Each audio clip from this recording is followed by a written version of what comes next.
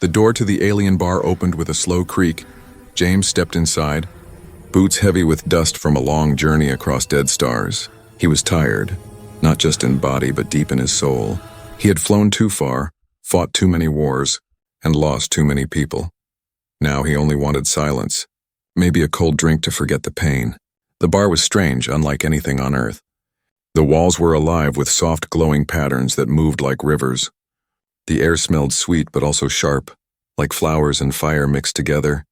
Creatures of all shapes and colors sat at round tables, sipping bright drinks and speaking in whispers. Some had 4 eyes, some had wings, some had no face at all. James walked slowly to the counter, the bartender. A tall silver alien with hands like crystal didn't speak but nodded at him. A drink was placed in front of James without a word. It was glowing blue, the color of ocean light, and it pulsed like a heartbeat, but James didn't touch it. Not yet. Then he noticed her. She was sitting in the shadowed corner of the bar. Her skin was dark violet, her hair long and glowing like moonlight. She had sharp eyes, calm but deep, like they had seen things that no human ever could. She stood and walked toward him slowly, her movement soft like smoke. She stopped in front of him and smiled. "You're not from here," she said in a voice that echoed in his head instead of his ears. James blinked and said, "No, just passing through."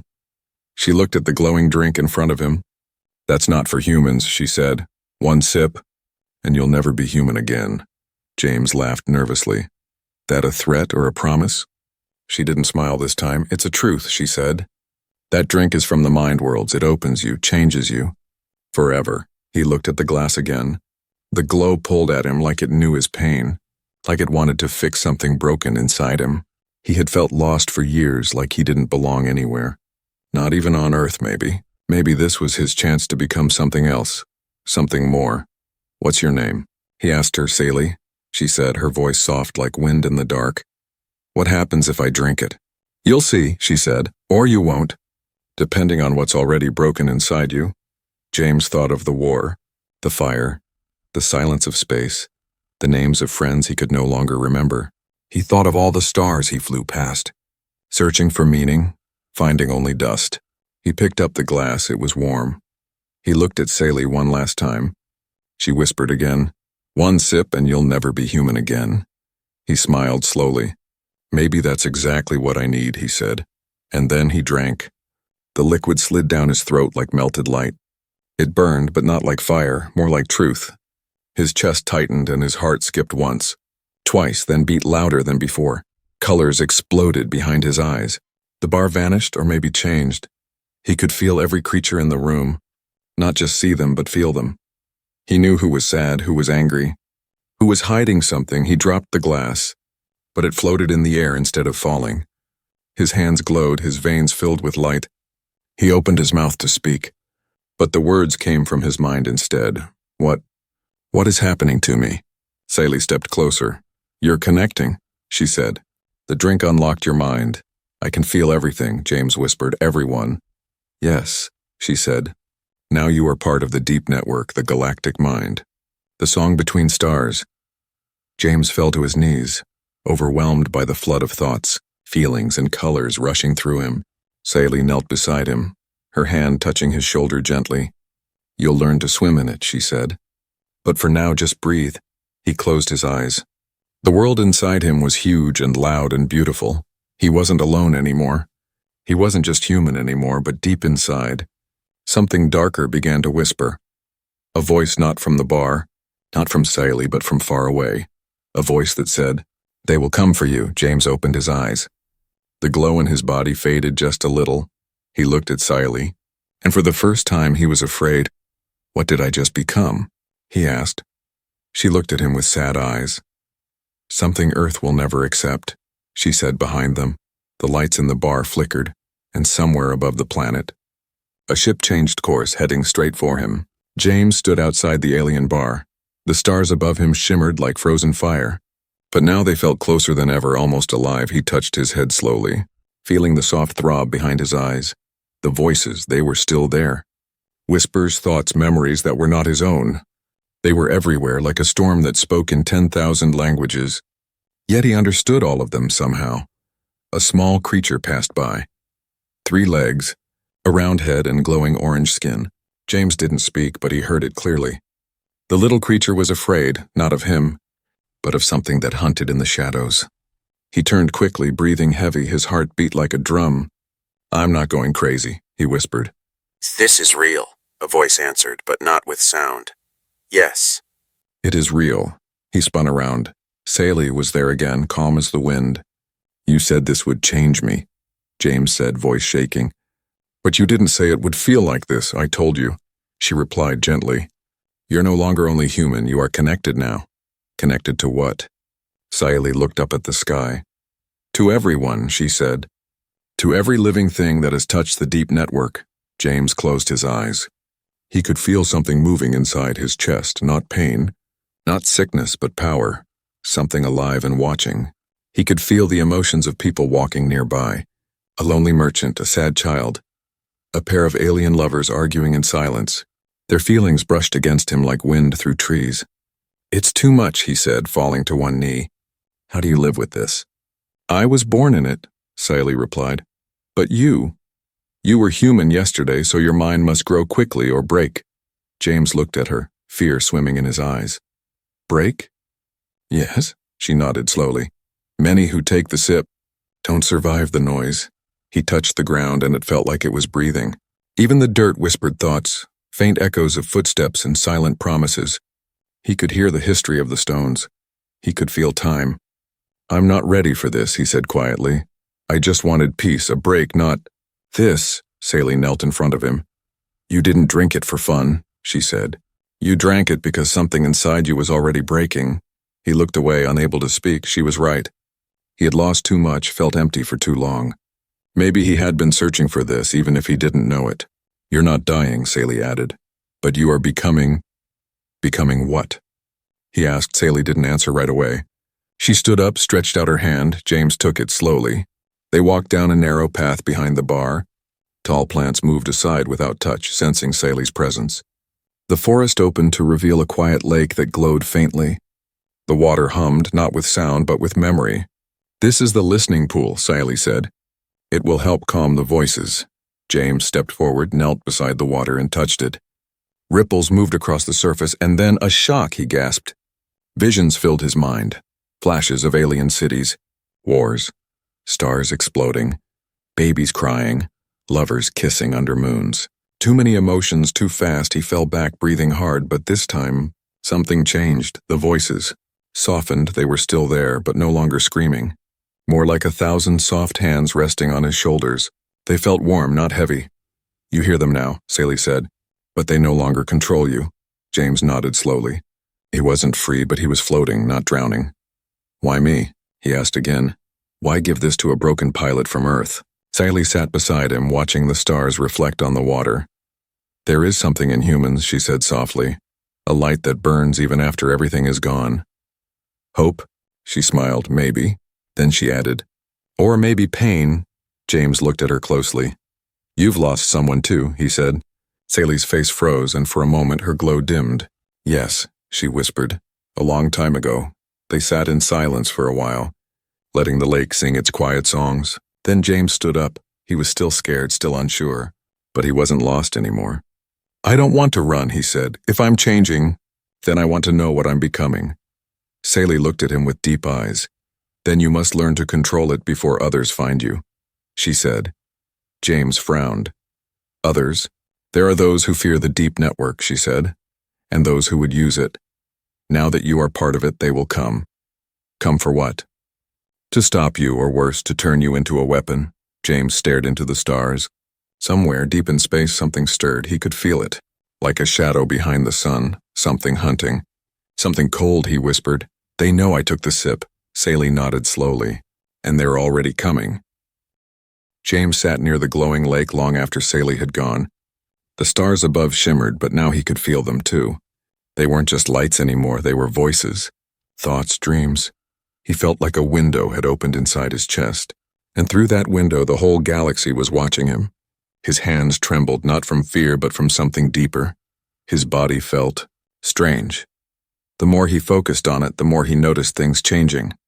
His skin felt softer, lighter, but tougher somehow. The small cut on his finger from earlier, gone. He placed his hand into the water again.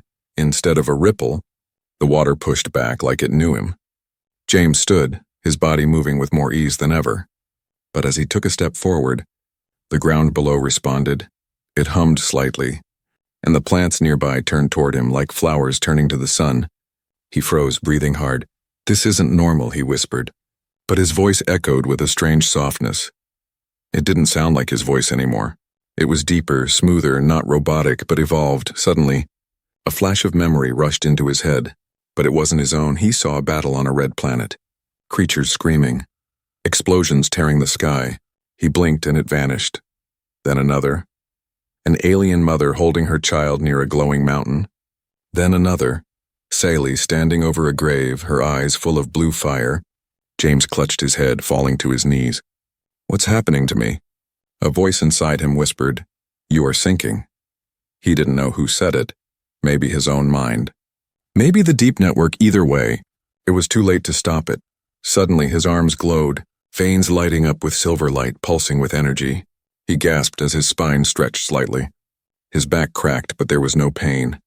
His muscles shifted, became leaner. He felt stronger, but not heavier. It was like gravity didn't fully own him anymore. His eyes burned when he opened them again. Everything was different. He could see air moving. He could see heat from animals in the distance. He could see emotion, like colored smoke around living things. Then a small voice called out, "Help!" James turned sharply. A young alien child was trapped under a fallen tree. Her leg was stuck, her tiny arms reaching out weakly. He didn't think, he just moved. But when he placed his hands on the tree, something incredible happened. The tree lifted, not just from his strength, but from his mind. It floated gently aside. As if obeying his thought, the child gasped in wonder, eyes wide. "You're one of them," she whispered.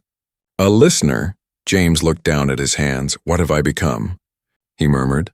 The child smiled and ran away, shouting, "He's here, he's real, he's glowing." James backed away, heart pounding. He didn't want to be a god. He didn't want to be a legend. He just wanted to understand. Moments later, Sally appeared beside him without sound.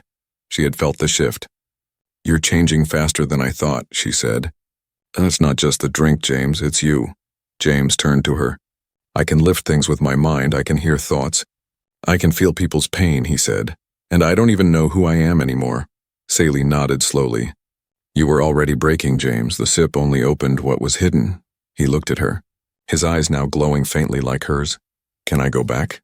"No," she said softly. "Earth will not understand you now." "And they will fear you." He looked away, his heart heavy. "I don't want to be feared." "Then don't be," she replied. "Be something else." Suddenly, a loud sound echoed through the trees, metal wings cutting the sky. A massive Earth shuttle flew above them. James recognized it. Military class. High security. They were scanning the surface. "Searching, they're here," he said, jaw tight. "Yes," Sally said. "They must have felt the moment your power awakened." James stepped back, panic rising. "They'll take me," he said. "Study me, use me, kill me." Sally placed a hand on his shoulder. "You must leave this place now." "Where can I go?" She reached into her robe and pulled out a glowing crystal disc. "Take this, it's a map to the deep zones," she said. "Places where the network is strong and Earth cannot reach." James held the disc. It pulsed in his hand like a heartbeat. He looked up at her. "Will I survive this?" "I don't know," Sally said honestly. "But if you stay here, you won't." Behind them, the trees began to tremble. Boots were landing. Searchlights sweeping through the night. James turned once more toward Sally. "Thank you," he whispered. "Run," she said. Before they find what they fear, James vanished into the glowing forest. Behind him, the sounds of soldiers grew louder. But ahead of him, something greater was calling. Not just escape, but evolution. News travels in strange ways in the galaxy. By the time James reached the ridge, his name had already become a whisper. Not a friendly whisper, but a warning carried by fear. People pointed at the sky and at the trees and said, "He walks with light." Hunters and soldiers listened for him like wolves listen for a broken branch. James ran through low brush that brushed his legs like hands. The crystal disc in his pocket pulsed softly, guiding him toward places that did not let machines find them. His breaths were quick and short, his new senses alive with every sound. He could feel the patrol ship's hull far above. feel the vibration of its engines like a distant drum. He could taste the metal in the air where their scanners sliced the night. Behind him, the soldiers spread out in careful lines, their boots thumping like a bad rhythm. They had orders and bright suits and angry eyes. They carried nets that hummed with electricity, cages built to hold a mind, not just a body. A captain spoke into a device, voice sharp with command. Sweep the North Ridge. Take anyone who glows. James pressed himself against a cold rock and watched light wash over the valley. He wanted to call out, to try to explain, to say he was still human at heart. But the network sang low inside him, a chorus of lives that would be heard if he spoke. He knew the hunters would not listen to words, only to a threat they could measure. A shadow moved beside him, quiet and deliberate. Saley stepped from behind the rock, her face darker than before, worry etched like fine lines. You should not have stayed so long, she said softly, her voice barely a thought. I had to see you, James answered. I thought I could slip away on my own. That was brave or foolish, Saley said. Sometimes they need a hero and sometimes they need a scapegoat. They did not have time to argue. Flashlights cut through the trees, and a voice shouted, There, between the rocks. James felt the soldier's fear and excitement like heat on his skin. He forced his breath to stay steady. To keep his mind calm, Saley's hand found his, and a map flashed in his head, clear and bright, showing a hidden tunnel under moss and root. You must move now, she urged, pulling him. They slid down a slope where soft soil swallowed noise. The tunnel smelled of wet earth and old roots and something older. Like memory, they crawled in darkness, the network wrapping around James like a cloak, protecting him and warning him at the same time. Outside, the soldiers moved like a storm above them, voices sharp and frustrated, scanning with a device that clicked and whined, hunting for the glow that marked James. The tunnel opened to a cavern lit by bioluminescent mushrooms, soft blue and green light like a secret sunrise. A small group of locals waited there, miners, a teacher, 2 children with wide eyes, and an old woman who hummed to keep her hands steady. They bowed their heads when they saw James, not in fear but in hope, their faces upturned like a tribe seeing a candle blown into life. You brought one of them, the old woman whispered, and her fingers trembled as she reached out. James felt their thoughts, questions, hunger, fear, and a strange hunger for change. He wanted to tell them he did not want to be their legend, only their friend, but the network made his silence heavy. A young miner stepped forward, his jaw hard. If the soldiers find him, they will take us all for answers, he said simply. Eyes on James, not Saley. Not the glow, but the human inside. Saley shook her head. They will find anyone connected to him. They will think those people are accomplices, she said. We must leave the cavern by dawn, James nodded, his new mind splitting attention between the small community and the hunters above. He saw through the soldiers' thoughts in flashes, orders. Fear, doubt, a face of a child, a mother waiting. Not all hunters wanted to capture him. Some wanted to protect their families. Others saw profit, some saw glory. Outside, a distant explosion shook the valley, metal ringing like a bell. The soldiers jumped, confusion ripping across their ranks, and the captain's voice went louder. Hold positions. Do not fire until we confirm. James felt a plan form inside the network like a vine finding a way. He could use the hunters' fear. He could make them listen to their own doubts, to see the children at the edges of their thoughts, and perhaps make them hesitate. He had learned to ease a mind in the forge, to quiet a storm, to calm a beating heart. But calming many at once was dangerous. It could burn him out. It could change him in ways he did not want. Saley watched him closely, worry in her eyes. You can do it, she said quietly. But do not lose yourself trying to be what they fear. James closed his eyes, felt the network like a warm sea, and reached out with a thin thread of thought toward the hunting captain. He did not push, he only showed a memory. Of a child with a scraped knee, a woman singing as she cooked, a man returning to home. Simple, small things the captain had loved once, maybe still loved. The captain's face softened without meaning to, his voice stuttered. Hold fire, he said uncertainly. We will wait for orders.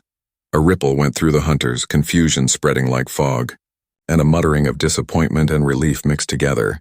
The old woman clapped softly, tears in her eyes. You saved us, the miner said. Voice small, grateful, not brave. James felt tired, a deep tired that was not from running but from reaching into so many hearts at once. Saley squeezed his hand and pressed a small vial into his palm. This will help you rest, she whispered. Only for a short time. He tucked it away and the cavern breathed easier. Outside, the patrols regrouped and left with heavy feet.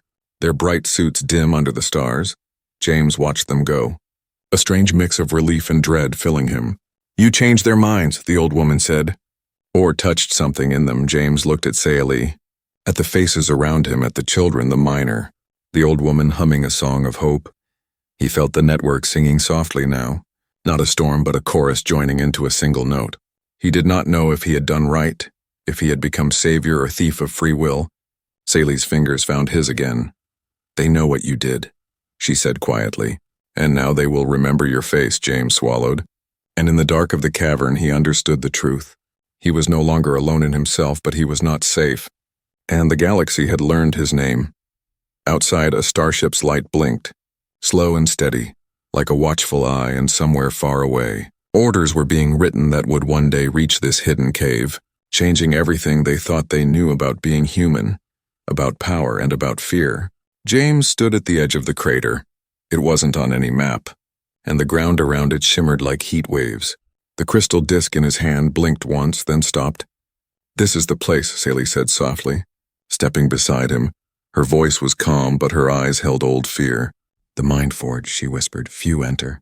Fewer return." The crater wasn't just a hole. It was a wound in the planet, deep and wide. With walls made of dark stone that hummed, light didn't reflect here. It bent, curved, and disappeared into shadows. It looked like a place where memories went to sleep and never woke up. James looked down at his hands. The glow was faint now, quiet. Since the soldiers left and the crowd faded, he hadn't used his gift, but now something inside him stirred again. Not fear, not power, something else calling him. "I'm ready," he said. "No," Sayali replied. "But that doesn't matter anymore." They stepped into the crater, and the world shifted. Time stretched and folded, like the past and future were breathing together. James felt cold, then hot, then nothing, then silence, no wind, no sound, not even his heartbeat, just space. He opened his eyes and saw himself, but not just one version, many. One was angry, eyes wild with fire. Another cried, sitting alone in a dark room. Another laughed with a group of soldiers who were already dead, and one stood still, glowing brighter than any star. "What is this?" he whispered. "This is you," a voice answered. Not Sayali's. A figure stepped forward, covered in flowing gray fabric, face hidden. "You must face every version of yourself before you become something new." James stared at the glowing version of himself. "Is that who I'm supposed to become?" "No," the figure said. "It is who you could become." The angry version charged at him without warning. James dodged, heart pounding again. The figure shouted, "You cannot run from what is already inside you." James clenched his fists. He could feel the heat rising, not just from the angry version, but from himself. His own fear, rage, sadness, all rising, like a storm building in his chest. Then the crying version spoke. "You killed them, remember?" James froze. "No," he whispered. "I tried to save them." "But you couldn't," the version said. "And that guilt lives inside you." James stepped back, tears burning his eyes. He saw the face of a child from the war. Her name was Elia. He had promised her safety. "But the building collapsed." "I didn't forget," James whispered. Then one by one the versions faded. Only the glowing one remained, watching him without judgment. James looked at it. "Are you my future?" The glowing figure spoke, voice echoing like light itself. "Only if you learn to hold your power with peace." The dark space shifted again. Suddenly James was standing in the middle of a massive chamber. Floating orbs circled him, each filled with memories. Fears and dreams. One showed his sister laughing. Another showed his hands destroying a wall with thought alone. A small voice echoed in his head. "Control is not silence. It is balance." James closed his eyes, took a deep breath. He reached out, not with hands, but with his mind. One by one, the orbs slowed, then hovered still. His heartbeat returned. He could feel it, strong and steady. He was not drowning anymore. He was standing. A light appeared at the far end of the chamber. Sayali stood there, watching him with soft pride. "You walked the forge," she said, "and you didn't break." James walked toward her, sweat on his face but peace in his eyes. "I saw myself," he said, "all of me." Sayali nodded. "That is the first step to real power. What's the next?" he asked. She pointed upward. "To go back where you began." "Earth?" "Yes," she said. "You must return, not to fight, But to decide, James didn't speak for a moment. His heart was unsure, but his mind was clear. I don't belong there anymore. Maybe, Saley said. But someone must tell them what's coming. James frowned. What do you mean? Saley looked to the stars. The sip you took, it wasn't the only one. James's eyes widened. You mean others? She nodded slowly. Some are lost, some are angry. Some are dangerous. James clenched his jaw. Then I need to find them before Earth does. Saley placed a hand on his chest. You are no longer just a man, James, she said. You are a path. As they walked out of the mind forge, the crater slowly faded behind them. The sky opened above, and a distant ship shimmered near the edge of the moon. James looked up. I'm ready to return, he whispered. Saley smiled. Then go, before they write your story without you. And with that, James took his first step toward Earth, not as a soldier, not as a fugitive, but as something new, something the world had never seen before. The stars above Earth looked colder than James remembered. As his ship drifted into orbit, no alarms were triggered, no warning lights, no defense drones. But that didn't mean they weren't watching. He stood at the window, staring down at the blue planet. It looked peaceful from up here, like a dream wrapped in clouds. But inside, he knew things had changed. He had changed. He was not just James anymore. Not just a pilot or a man, he was something else, quiet, glowing. Connected to things Earth still didn't understand. Are you sure about this? Saley's voice echoed from the ship's core. She hadn't followed him, but her presence in the network still reached him like a soft breath. I have to go back, James replied, even if they don't trust me. They need to know what's coming. Then don't hide, she said. Let them see what you've become. He landed in an abandoned forest base outside New Geneva. The place had once been used for survival training. Now it was forgotten, covered in vines and silence. James stepped out of the ship barefoot, the soil warm under his feet. He felt every root, every insect, every broken twig. The earth welcomed him like a mother who didn't recognize her child. He walked slowly into the nearest town. People turned to look, not because he glowed, but because he moved like the wind. Quiet, steady, full of calm they didn't understand. A child stared at him with wide eyes. Are you from the moon? She asked. James knelt and smiled. No, he whispered. But I've seen what's hiding behind it, she giggled, then ran away. But her laugh echoed in James's mind. He still had something human in him, something soft as he moved through the streets. Eyes followed him. Phones came out. Photos snapped. Whispers spread. Is that him? The one who vanished in the stars? He looks the same, but different. By the time he reached the edge of the government tower, armed guards were already waiting. Guns raised, voices sharp. Hands in the air. One shouted, Now! James didn't move. I'm not here to fight, he said. I'm here to talk. A commander stepped forward. Helmet off, sweat on his forehead. You disappeared 2 months ago. Pilot James Riven, he said. And now you walk in like this? James met his eyes. You're scared, he said softly. Not of me, but of what I represent. The guard shifted nervously. One whispered, His eyes, they're glowing. The commander narrowed his eyes. What are you? James paused, then answered. Still figuring that out. Inside the tower, they scanned him, tested him, asked questions. But the machines couldn't read him properly. His mind kept breaking the sensors. His pulse was stable but unreadable. Even the lie detector begged for a reboot. Scientists watched from behind glass. A woman in a lab coat whispered, He's not human anymore. I didn't stop being human, James said aloud. Even though no one had spoken directly to him. I just evolved. Silence filled the room. Finally, a voice from the speaker said, If that's true, then tell us, what do you want? James stood slowly. I want peace, he said. But peace isn't silence, peace is understanding. He paused, then continued. There are others like me now, scattered across the stars, some confused, some angry. What kind of others? The voice asked. James looked up. Humans who drank what I drank, he said. Some by accident, some on purpose. And others, aliens with power stronger than mine. You mean we're not alone? James smiled gently. You were never alone, another voice spoke sharply. Why come back here? Why not stay out there with your alien friends? James didn't blink.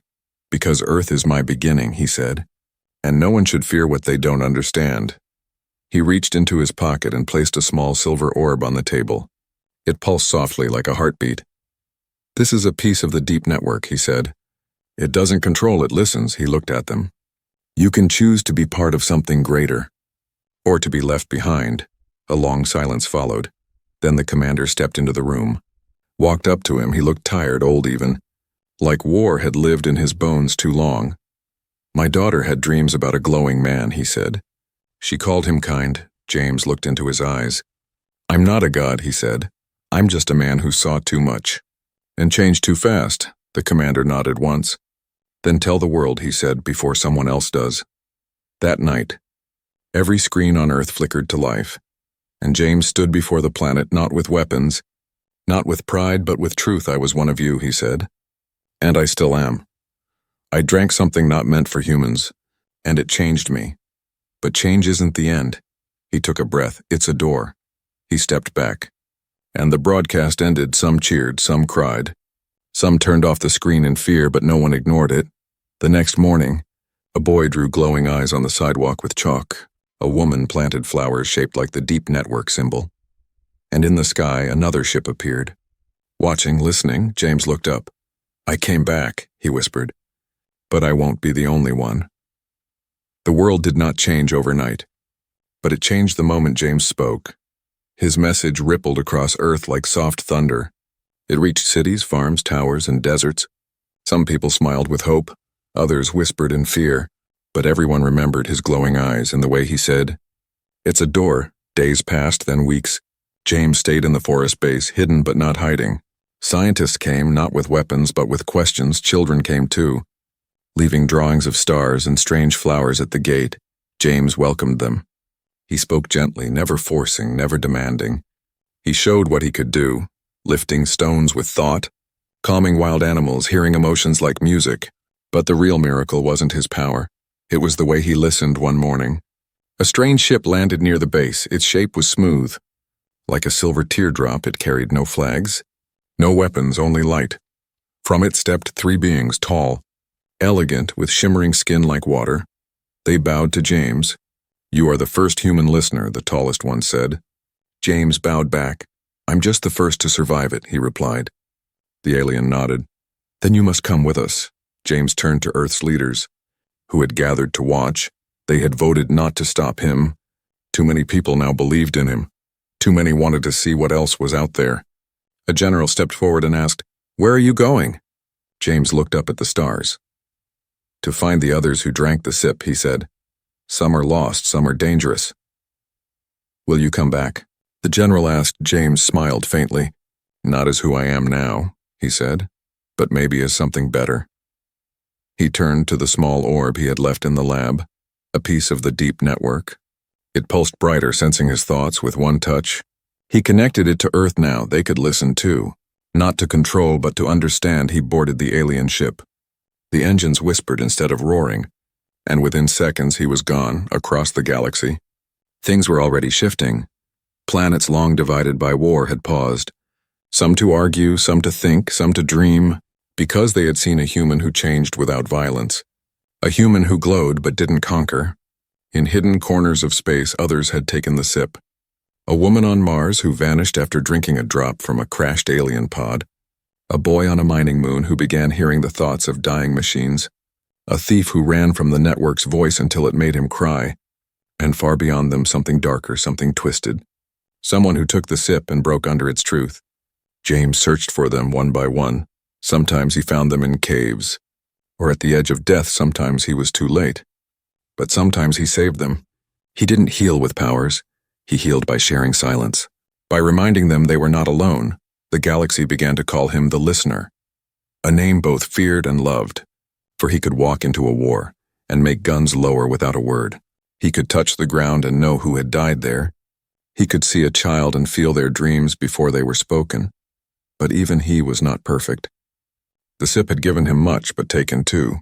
He no longer dreamed when he slept. He no longer cried like before. His emotions were wider now, but softer, like water spreading across a still lake, never crashing, only touching. One day, many years later, he returned. Not to Earth, but to a quiet place in space where stars rested. There, he built something, a garden, not with trees or flowers, but with thoughts, songs, and memories. It was a place for those who had changed, for those who had taken the sip and survived. He called it the listening place. Anyone could come from any world. They didn't need weapons or proof, only the courage to listen. In the center of the garden stood a table, and on that table sat a glass glowing softly, the color of blue fire. It was the same kind of drink Saili had offered him long ago. A gift, a test, a door. One day a young traveler arrived. Tired, lost, full of pain, she asked, "What happens if I drink this?" James looked at her with kind eyes. "The same thing that happened to me," he said. "You'll never be human again." She hesitated, hand shaking, then asked, "Is that a bad thing?" He smiled gently. "No," he whispered. "It's just a different kind of human." She took the glass. It shimmered in her hands. She looked into his eyes. "Will I survive it?" "I don't know," James said honestly, "but if you do, you'll never feel alone again." And as she lifted the drink, the galaxy held its breath, because every great change begins not with a war, but with one small sip, and someone brave enough to take it.